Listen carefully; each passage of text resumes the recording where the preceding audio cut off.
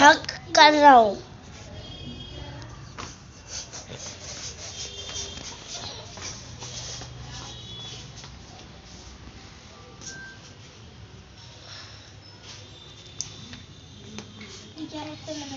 पानी भर रखा है। हाँ भरा तो है मैंने।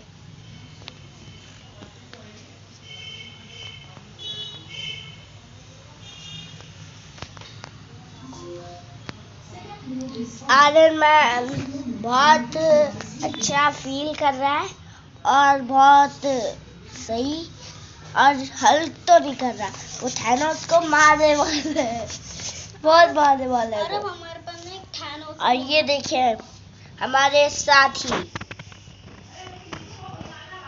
और ये देखो और साथी, बहुत सारे साथी हैं।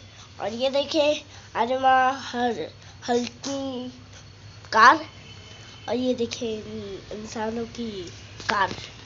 ये देखिए पानी बह रहा है। देखिए डायनासोर इनका साथ देंगे।